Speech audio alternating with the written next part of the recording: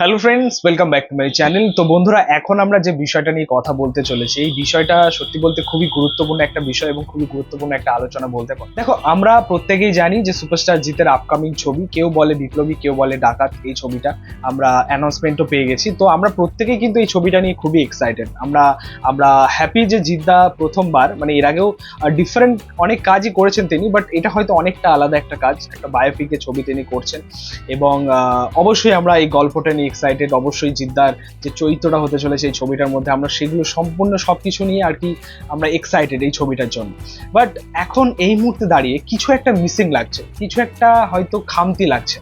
আপনারা সেটা হয়তো ফিল করতে পারবেন। সেটা কি বলুন তো? সেটা হচ্ছে হাইপ, সেটা হচ্ছে বাস।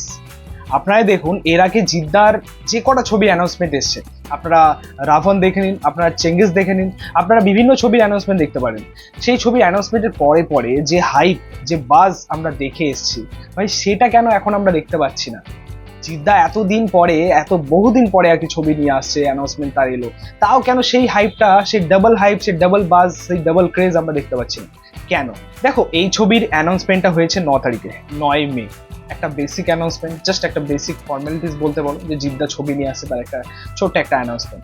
অবশ্যই আমরা খুবই খুশি, জিদ্দা বহুদিন পরে ছবি নিয়ে আসছে, আমরা এক্সাইটেড এই ছবিটা নিয়ে। কিন্তু অ্যানাউন্সমেন্টের পরে পরে সেই হাইপটা বা সেই যে ক্রেজটা, সেটা তৈরি হলো না। কেন তৈরি হলো না? তার কারণ হচ্ছে যে আমরা এই অ্যানাউন্সমেন্টের মধ্যে এক্সট্রা অর্ডিনারি কিছু পেলাম না।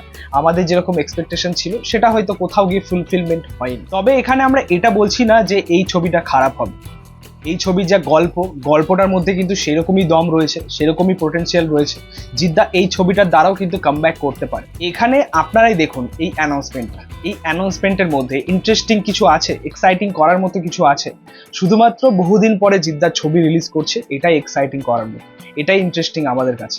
বাট এই অ্যানাউন্সমেন্টের মধ্যে এমন কিছু লুক রিভিল করা হয়নি, বা এমন কিছু রিভিল করা হয়নি যার মধ্যে দিয়ে সেই হাইপটা তৈরি হতে পারে, বা সেই এক্সাইটিং করার মতো যে মহলটা, সেটা তৈরি হতে পারে। এমন কিন্তু কিচ্ছু নেই। কেন এক্সট্রা অর্ডিনারি কিছু পেলাম না আমরা? আমরা যেরকম রাবণে দেখেছিলাম, আমরা যেরকম চেঙ্গিসে দেখেছিলাম, বা আদার্স কিছু ছবিতে দেখেছিলাম, অ্যানাউন্সমেন্টগুলো এত দমদার হয়েছিল, যার পরে হাইপটা দেখার মতো ছিল, যার পরে ক্রেজটা দেখার মতো ছিল দর্শকদের মধ্যে, সোশ্যাল মিডিয়াতে, ফ্যানেদের মধ্যে সেই ক্রেজটা দেখার মতো ছিল। কেন এক্ষেত্রে কেন হচ্ছে না এটা? কেন কেউ বলে বিপ্লবী, কেউ বলে ডাকাতের ক্ষেত্রে হচ্ছে না? অ্যানাউন্সমেন্টটা এরকম কেন হল? দেখো, আমার যেটা মনে হয়, খুব শীঘ্রই আমাদের জিদ্দার যে টিম রয়েছে, জিদ্দার যে প্রোডাকশন হাউস রয়েছে, সেখান থেকে একটা পোস্টার বা ফার্স্ট লুক আনা উচিত, ইমিডিয়েটলি আনা উচিত। কারণ এই ছবিটা একটা ভালো কাজ হতে চলেছে, অনেস্টলি বলতে গেলে একটা ভালো কাজ হতে চলেছে, এবং সেরকম হাইপটাকে বজায় রাখতে হবে আর কি। এই ছবিটার যে হাইপ, এই ছবিটা নিয়ে যে মানুষের মধ্যে যে ইন্টারেস্ট, সেটা কিন্তু বাড়াতে হবে। তো আমার মনে হয় ইমিডিয়েটলি এরকম একটা পোস্টার বা ফার্স্ট লুক আনা উচিত। সত্যি বলতে এখন এই মুহূর্তে দাঁড়িয়ে এটা বলাই বাহুল্য যে এই ছবির মেকার্সদের যেটা করা উচিত ছিল এই সময় দাঁড়িয়ে, সেটা কিন্তু জিদ্দার ফ্যান্সরা করে দেখিয়ে দিচ্ছে। ভাই, এখন আমরা বিভিন্ন ইন্ডাস্ট্রি থেকেই দেখতে পাই, আমরা বলিউড থেকেও দেখি, আমরা এখান থেকেও দেখি, আমরা সাউথ থেকেও দেখি।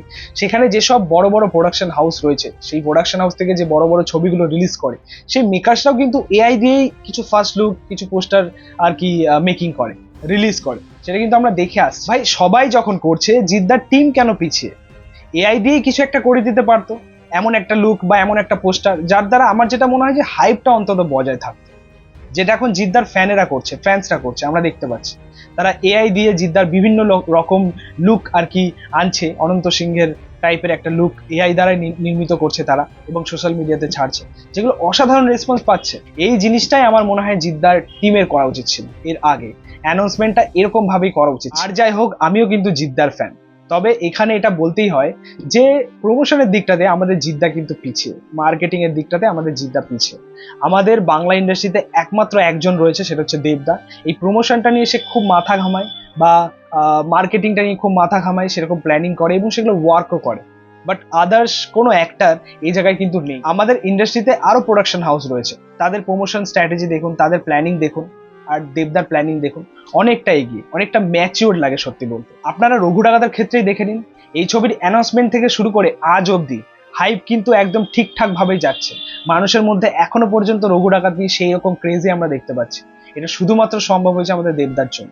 তার এমনই কিছু প্ল্যানিং থাকে মার্কেটিং নিয়ে, এই ছবির অ্যানাউন্সমেন্ট থেকে শুরু করুন, তারপরে বিভিন্ন পোস্টার রিলিজ করেছিল, একটা শুটিং এর ক্লিপও সে রিলিজ করেছিল, জাহাজ বানানোর একটা ক্লিপ সে রিলিজ করেছিল। সো এই সমস্ত যে প্ল্যানিং বা এই সমস্ত যে চিন্তা ভাবনা, এগুলো কিন্তু ওয়ার্ক করে, এগুলো কিন্তু কার্যকরী হয়। এরকম চিন্তা ভাবনা কিন্তু আমরা জিদ্দার মধ্যে দেখিনি, টু বি অনেস্ট। যাই হোক, এই ছিল বলার এই বিষয়টা নিয়ে।